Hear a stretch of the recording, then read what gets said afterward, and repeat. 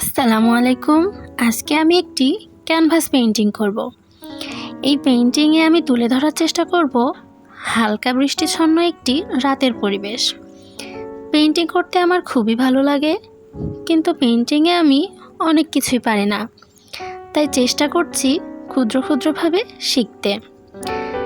এখানে আমি নিচ থেকে কিছু গাছের প্রতিফলন তৈরি করলাম ও একপাশে কিছু অন্ধকারের প্রতিচ্ছবি দিয়ে দিলাম। এরপরে আমি ঝোপঝাড়গুলো সবুজ ও হলুদ কালার দিয়ে তুলে ধরার চেষ্টা করলাম। ক্যানভাসে ছবি আঁকা আসলেই অনেক কঠিন, যেটা আমি আর্ট করা শুরু না করলে জানতেই পারতাম না। ক্যানভাস পেপারে রঙের মিশ্রণটা এত বেশি গুরুত্বপূর্ণ, যেটা তৈরি করতে আমার খুবই বেশি সমস্যা হয়। এখানে নিচ দিয়ে আমি কিছু মাটির প্রতিচ্ছবি আঁকিয়ে দেওয়ার চেষ্টা করছিলাম।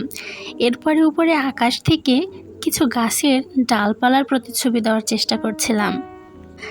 আপনারা যারা ছবি আঁকতে পারেন তারা আমার এই পোস্টের কমেন্টে আমার ভুলগুলোকে ধরিয়ে দেওয়ার চেষ্টা করবেন।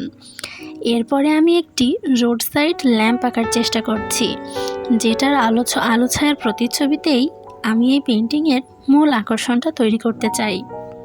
ল্যাম্পটির নিচে আমি কিছু ঘাস ও ফুল পাতা এঁকে দিচ্ছি। এরপরে ল্যাম্পটিকে একটি হলুদ কালার দিয়ে দিলাম এবং নিচ দিয়ে এই হলুদ কালারের একটি প্রতিচ্ছবি তৈরি করার চেষ্টা করলাম।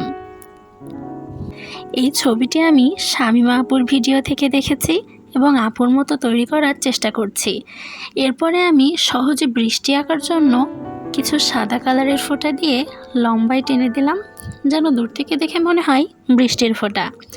এখন বলুন তো কেমন হয়েছে?